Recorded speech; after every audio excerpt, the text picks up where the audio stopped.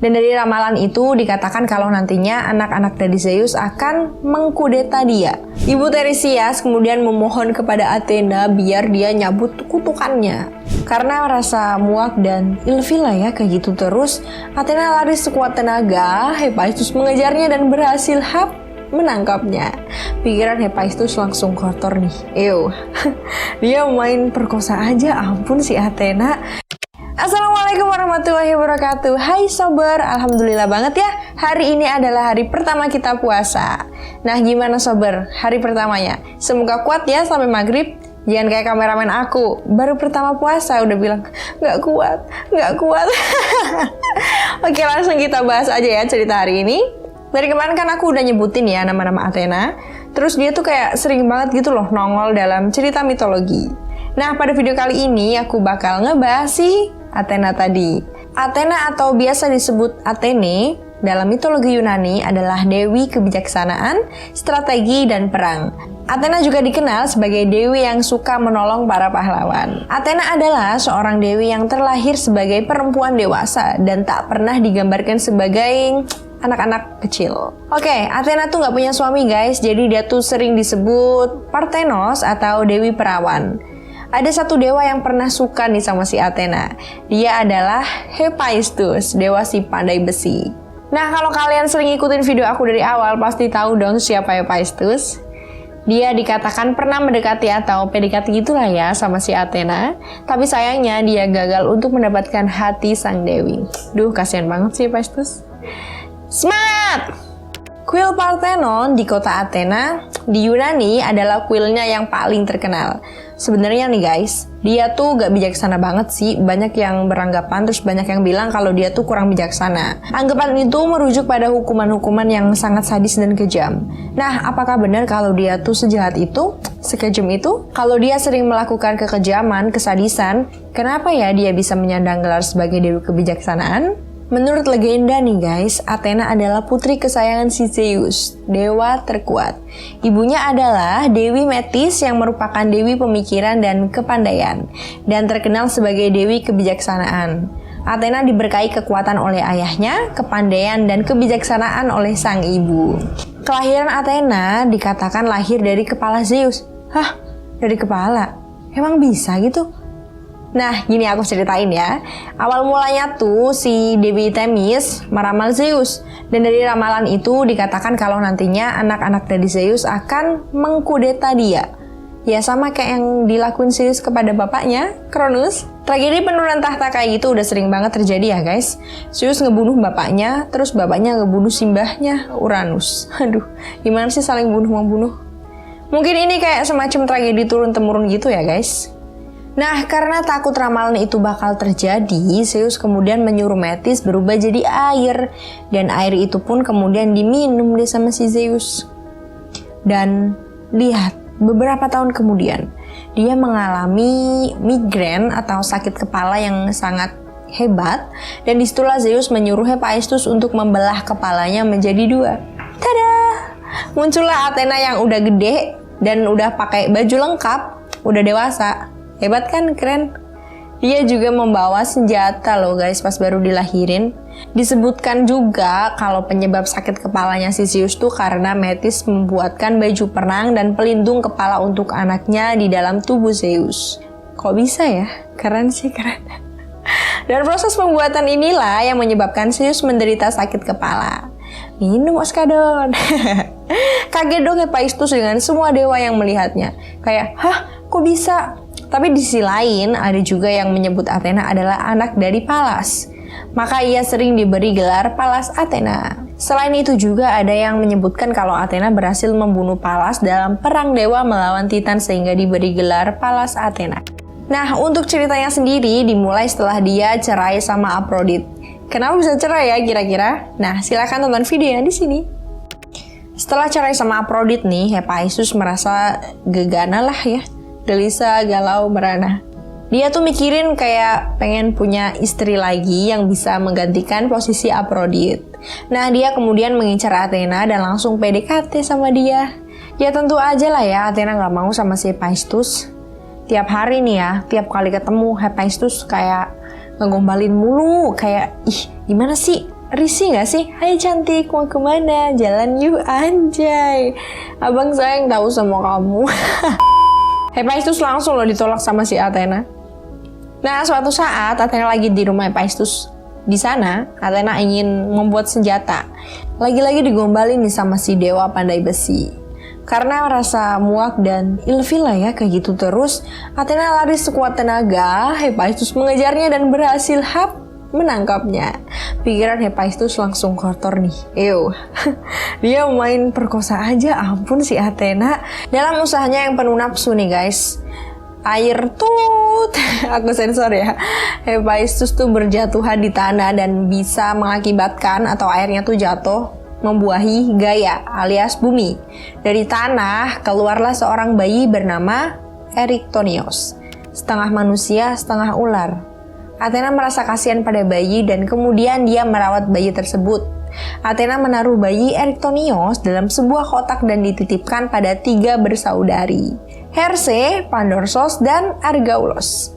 Athena melarang mereka membuka kotak itu sampai dia kembali lagi. Tapi mereka tuh kayak penasaran dan akhirnya membuka kotak titipan si Athena. Jadi pas dibuka, mereka tuh langsung dong ngelihat wujud si Eriktonios yang berupa ular.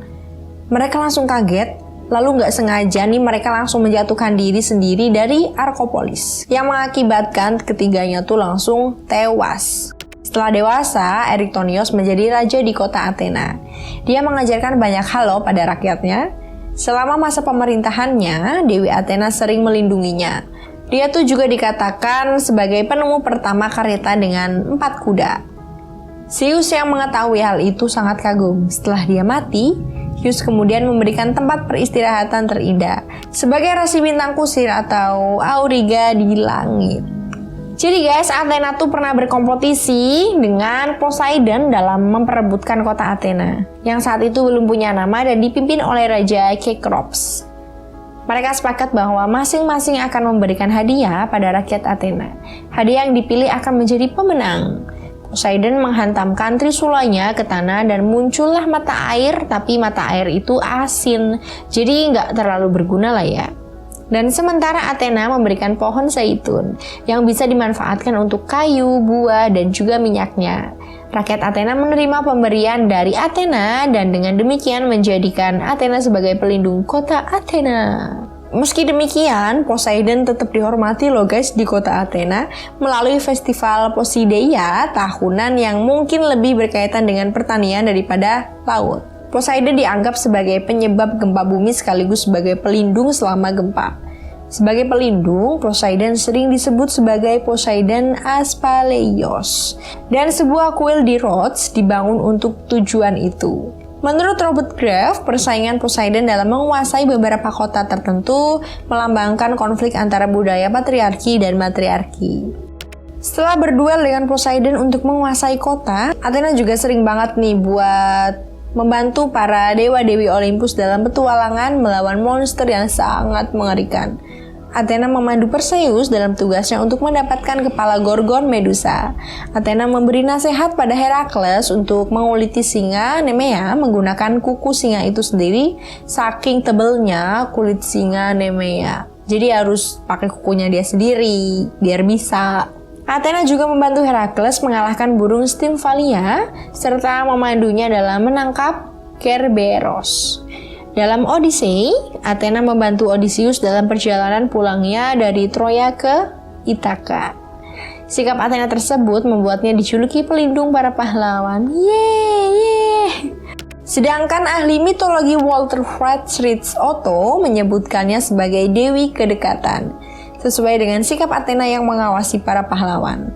Di sisi lain, ada banyak kesalahpahaman yang aku udah sebutin di awal video ya. Dari kesalahpahaman itu timbul persepsi Dewi Kebijaksanaan yang kurang bijaksana. Nah, apa aja yang membuat persepsi itu bisa muncul? Apakah itu hanya hoax aja? Atau ada dewa Olympus yang iri pada Athena, sehingga dia ingin menjatuhkan nama Athena dan malah menyebarkan keburukan si Athena? Oke, sekarang aku bakal jelasin nih kenapa Athena bisa dikenal sebagai dewi bijaksana yang gak bijaksana banget, malah dikatain kalau si dewi ini dewi sadis. Kesalahpahaman Athena itu adalah hukuman yang diberikan kepada orang-orang yang menurutnya tuh sombong dan telah mengotori namanya. Cerita pertama berasal dari Arachne. Arachne itu kayak seorang penenun cewek, pinter banget dia nenunnya. Orang-orang tuh kayak ngagumin banget loh karya-karya dia. Dan akhirnya dia tuh jadi sombong, terus ngatain si Athena. Terus dia tuh bilang gini, aku tuh lebih hebat loh daripada si Dewi Athena. Gitu kan, jadi sombong dianya. Mendengar kesombongan Arachne, Athena kemudian menyamar sebagai seorang perempuan tua dan menasehatinya agar tidak membuat marah para dewa. Namun Arachne tetap keras kepala, bahkan ia berani menentang Athena bertanding menenun. Wow, kurang ajar sekali. Perempuan tua tersebut langsung berubah menjadi Dewi Athena dan melayani tantangannya Arachne. Maka mereka pun bertanding. Nah, dalam pertandingan itu guys, Athena membuat permadani yang berhiaskan gambar-gambar para dewa Olympus di tahta mereka yang agung. Nah, Athena juga menggambarkan para dewa yang menghukum manusia-manusia yang sombong. Sementara Arachne sendiri nih menggambarkan perselingkuhan para dewa dengan manusia, terutama Zeus dan Poseidon yang gemar berhubungan dengan banyak perempuan. Athena kemudian menyadari bahwa buatan Arachne jauh lebih bagus. Selain itu, Arachne juga mengolok-olok para dewa. Athena yang marah kemudian merobek permadani Arachne dan mengubahnya menjadi laba-laba. Cerita tersebut gak berasal dari mitologi Yunani, tapi dari mitologi Romawi. Jadi ya wajar aja kalau Arachne diubah jadi laba-laba. Dia tuh sombong sih soalnya, keras kepala, suka nyinyir, kayak netizen. Gak cuma itu, Athena juga pernah berurusan dengan Medusa, wanita yang sangat cantik dan menjadi pengikut di kuil Athena. Jadi si Medusa itu diperkosa sama si Poseidon di kuil suci milik Athena. Nah, karena telah mengotori kuil Athena, Athena pun jadi marah besar dan mengutuknya menjadi seorang gorgon yang sangat mengerikan. Rambut Medusa berubah menjadi ular dan pandangan matanya akan mengubah siapapun yang ngelihat si Medusa. Kalau dia ngelihat tuh orangnya tuh langsung jadi batu guys. Setelah memenggal kepala Medusa, Perseus menyerahkan kepala Medusa ke Athena. Dan yang paling ironisnya, kepala Medusa dijadikan jimat untuk Perseus setelah Athena memberikannya mantra ajaib. Ilahim. Nah, nggak cuma ke Medusa aja nih guys. Athena juga menjatuhkan hukuman ke Tiresias. Nah, awalnya tuh Athena lagi mandi, terus diintipin sama si Tiresias. Dan Athena tahu menjadi naik darah. Athena yang marah dan murka itu kemudian menghukum Tiresias. Hukuman itu adalah dia membutakan kedua mata Tiresias. Ibu Tiresias kemudian memohon kepada Athena biar dia nyabut kutukannya. Karena Athena merasa telah dilecehkan. Dia enggan membatalkan kutukan itu. Tapi sebagai gantinya, Athena memberikan Tiresias kekuatan meramal. Nah, dari kejadian inilah Tiresias dikenal sebagai peramal yang buta dari Thebes. Hukuman-hukuman yang dijatuhin itu kemudian membuat citra Athena jelek di mata para dewa Olympus. Sehingga Athena dikatakan kurang bijaksana dan dikenal kejam. Tapi yang menurut aku gak kejam sih. Jadi kayak bener aja kalau orang salah ya dihukum gitu loh. Biar gak semena-mena ngelakuin tindakan yang sama. Ya namanya hidup pasti ada dong norma sosial yang harus dijunjung. Nah, menurut sahabat sober gimana? Apa kalian setuju dengan anggapan para dewa Olympus? Atau kalian setuju sama pendapat aku? Sebagai dewi perang, simbol Athena antara lain baju perang, tombak, helm perang, perisai dengan kepala gorgon, serta aegis. Aegis itu jadi kayak mantel atau jubah yang dihiasi dengan kepala Medusa dan dipercaya mampu memberikan perlindungan yang sangat kuat. Sementara hewan yang merupakan atribut Athena adalah burung hantu, ular, dan laba-laba. Karena kaitannya dengan Athena yang merupakan dewi kebijaksanaan nih, hingga kini burung hantu dianggap sebagai simbol kebijaksanaan. Athena pernah mengubah Arachne jadi laba-laba, sehingga hewan tersebut juga jadi atributnya. Dan sementara ular tuh merupakan perlambangan dari Eriktonios, manusia yang pernah diasuh oleh Athena. Pohon yang dikeramatkan menurut Athena adalah pohon zaitun. Athena juga kadang-kadang disertai Nike, dewi kemenangan.